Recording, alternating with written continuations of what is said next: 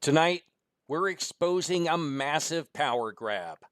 How Project 2025 is gutting your future, stripping away education, Social Security, and disaster protections. I'm John DeBona, and I'm glad you're here. This is where we cut through the noise and break down the issues happening in our country.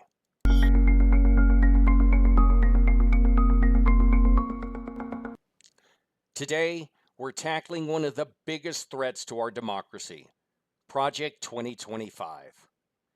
This is a plan that seeks to dismantle federal protections, strip essential services, and centralize power in the hands of the executive branch. If you care about education, healthcare, disaster preparedness, or the environment, you're going to want to pay close attention to this one. Project 2025 seeks to dismantle protections that have been built over decades to safeguard Americans, especially those most vulnerable. At the forefront of their agenda is the Department of Education. What they're proposing is not just a restructuring, it's a complete gutting of public education as we know it. By shifting control of education entirely to the states, they're allowing for the defunding of public schools, diverting those funds to private and religious institutions. The result? A fragmented system where only those who can afford it will get a quality education. And for students from low-income families or minority groups, their future could be written off because their states decide to prioritize religious or charter schools over public ones. What's more concerning is that Project 2025 doesn't stop at education. Social programs like Social Security, Medicare, and Medicaid, programs that millions of Americans rely on, are in the crosshairs.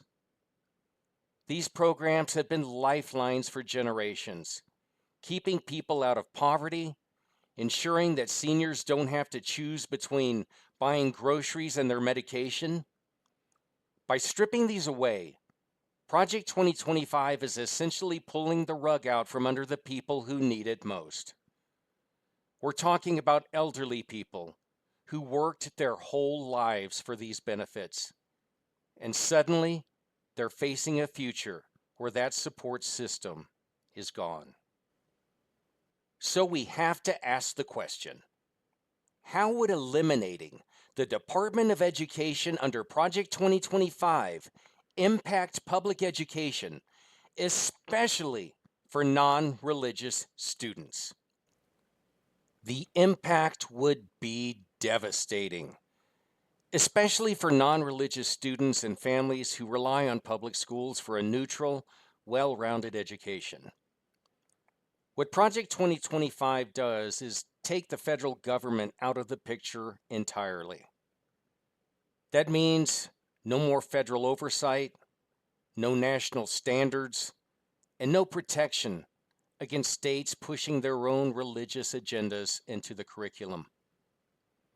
Imagine being a student in a state that decides to prioritize funding for private religious schools, leaving public schools underfunded, overcrowded, and poorly maintained. This also means the loss of vital federal programs that protect students' rights, whether it's Title IX protections against gender discrimination, initiatives supporting disabled students, or programs that provide meals for low-income students. Without federal oversight, those protections vanish. Non-religious students or those from minority religious backgrounds could find themselves sidelined in favor of students whose beliefs align with state-funded religious schools. And let's be clear, this isn't just an attack on education, it's an attack on the separation of church and state. So what happens when you dismantle Social Security and Medicare? And who's hit the hardest? If Social Security and Medicare are gutted, it's not just the elderly who suffer. though they will bear the brunt of it. Social Security provides a safety net for millions of retired Americans who spent decades paying into the system. For many, it's their only source of income in their later years, and without it, they're left with nothing. Imagine working your whole life only to find out that the system you've relied on for your retirement has been dismantled. Medicare is another critical piece of this. It's not just a healthcare plan. It's a lifeline for millions of seniors who would otherwise have no way of affording their medical care. When you dismantle Medicare, you're telling elderly Americans that they're on their own. And it's not just the elderly. People with disabilities, widows, and even children who rely on survivor benefits will be hit hard. You're essentially creating a system where only the wealthy can afford to age with dignity, while everyone else is left to fend for themselves. When we come back from the break, we're going to continue this conversation and address the cutting of FEMA and NOAA, a recipe for disaster. When I ran for Congress, we flipped more Trump voters blue than any other congressional race in the country. We did this by calling out the GOP's lies and speaking truth against their $1 million attack ads. I've now partnered with Turn Left, and we're taking the fight to the extremists like Marge the Trainwreck Green, Ted Cruz, and Josh Hawley, to name a few. And I'm asking each and every one of you all to donate $25 today to the group that is absolutely helping to send these jackaloons packing. It's time to speak truth to power and turn left.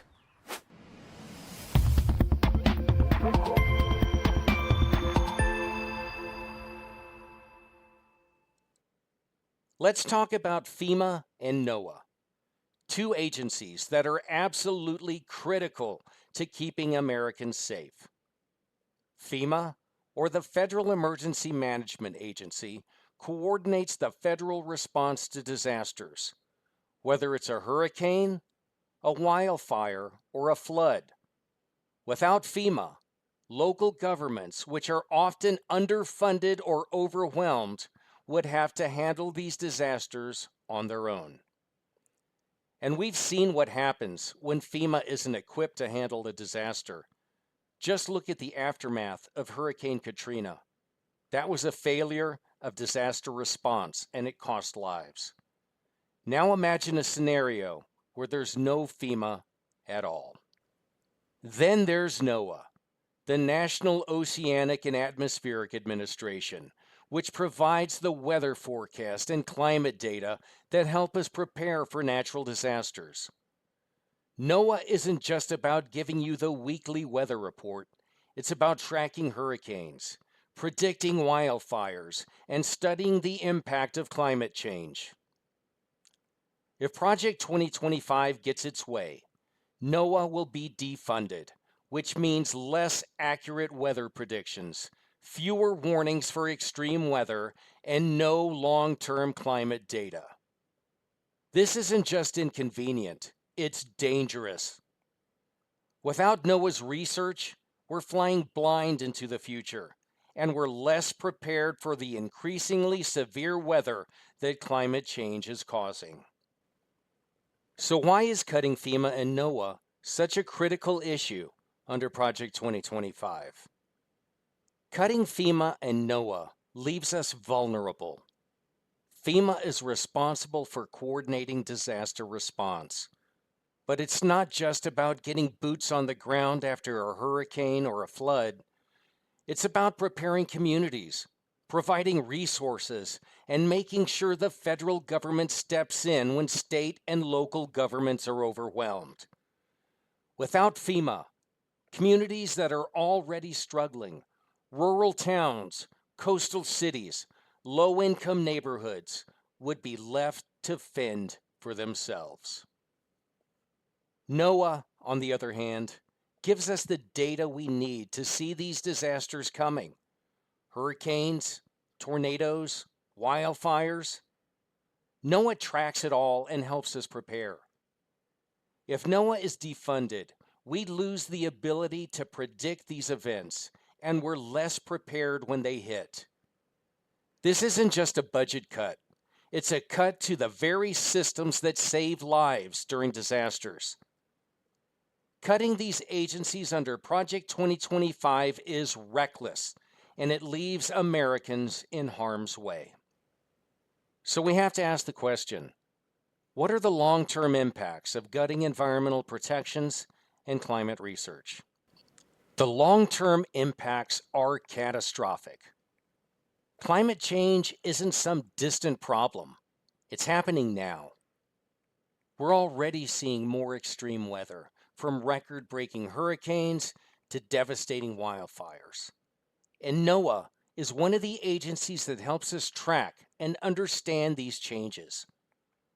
Without NOAA, we lose critical data that informs everything from how we build infrastructure to how we manage resources like water and food. It's like tearing down the lighthouse while the storm is still raging. By gutting environmental protections, Project 2025 is opening the floodgates for corporations to pollute without consequence. We'll see more air pollution, more contaminated water supplies, and an acceleration of climate change. It's a free-for-all for industries that want to cut corners, and the public will pay the price in terms of health, safety, and long-term sustainability. After the break, we'll talk about the centralization of power and a presidential power grab. Today, we have an amazing show for you. Join myself, special guests, and celebrities. What's going on, Ice-T? Andrew Yang. Somebody else was hopping on. Oh, hold on. What's going on, battle? As we roast GQP Jackaloons. He may not be a real businessman, but he is one hell of a con artist. That's what it is. That's what they got indicted for. Treason and sedition. And addresses the headlines of the day. They must be held accountable. Live streaming every night. I got more time in a friggin' port in a friggin' combat zone than you probably got in the military. This is Ojeda Live. Now let's talk about what's truly terrifying about Project 2025. The centralization of power in the executive branch. This plan isn't just about cutting federal agencies. It's about consolidating power in the hands of the president. By stripping federal oversight, Project 2025 essentially removes the checks and balances that are designed to prevent abuses of power. Without agencies like FEMA, NOAA, and the Department of Education, the executive branch has more control over how states operate, and that's dangerous. What we're seeing here is a shift towards authoritarianism. It's not about states' rights. It's about weakening the institutions that keep a president's power in check. By shifting control to the states, but also removing federal oversight, the president gains the ability to push through radical policies with little to no resistance. This isn't what democracy looks like. Democracy is about accountability, checks and balances, and ensuring that no one person has too much power. Project 2025 is designed to dismantle those protections, and if it succeeds, we'll be living in a very different America, one where the president has far more power than the framers of the Constitution ever intended. So let's answer this question. How does Project 2025 shift in power from the federal to state level affect democracy? Project 2025 weakens democracy by removing federal oversight, which is essential for maintaining a balance of power. Federal agencies like FEMA, the Department of Education, and NOAA serve as checks on state power. Without them, states can make decisions without regulation or federal input, which could lead to policies that harm residents, especially in states that prioritize corporate interest over people's rights. When you eliminate federal oversight, you open the door for more corruption, voter suppression, and discriminatory practices. We've already seen how some states enact policies that undermine voting rights, push gerrymandering, or target minority groups through discriminatory laws. Without federal agencies to step in and hold states accountable, those dangerous practices will only escalate. The most alarming part of this shift is how it allows the executive branch, namely the president, to consolidate power. By removing these agencies, the president will have more direct control over how states operate, making it easier to push through radical policies without the necessary checks and balances. This kind of power grab moves us away from democracy and towards authoritarianism. It undermines the democratic principles that ensure no single person or branch of government has unchecked power. The most important thing we can do is stay informed and engaged. A plan like Project 2025 is banking on people not paying attention to details. The public needs to understand what's at stake. It's not just about shifting policies. It's about reshaping the balance of power in a way that makes it harder to challenge the executive branch. By dismantling agencies that act as safeguards, we lose the mechanisms that protect our rights and freedoms. On top of that, we need to hold our leaders accountable. That means voting in every election, staying active in local government, and pushing for transparency in how decisions are made. We can't allow our institutions to become eroded in the name of reform. Instead, we must demand that checks and balances stay in place and that federal agencies continue to serve their role in keeping power in check. Finally, we need to fight against complacency.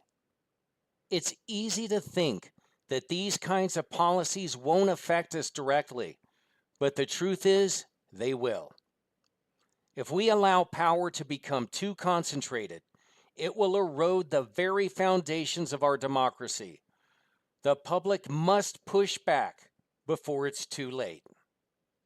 As we wrap up tonight's show, I want to take a moment to reflect on everything we've discussed. We've delved into the stark realities of Project 2025, a plan that doesn't just tinker around the edges, but aims to fundamentally reshape our nation in ways that could be devastating for millions of Americans. Think about the teachers who've dedicated their lives to educating our children, now facing the prospect of diminished resources and support. Imagine the students in underfunded schools who may never reach their potential because the ladder of opportunity has been pulled up. Education is the cornerstone of our democracy, the great equalizer that gives every child a fair shot, regardless of their zip code or background.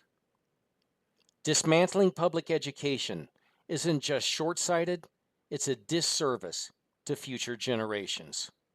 Consider our seniors and the vulnerable who rely on Social Security and Medicare. They've worked hard their entire lives, contributing to a system with the expectation that it will be there for them when they need it most. Gutting these programs breaks a sacred trust and leaves millions wondering how they'll afford basic necessities like food, housing, and health care. It's more than just numbers on a budget sheet. It's about dignity, respect, and the social contract we have with one another. And let's not overlook the crucial role of agencies like FEMA and NOAA. In an era where climate change is accelerating and natural disasters are becoming more frequent and severe, defunding these agencies isn't just irresponsible, it's dangerous.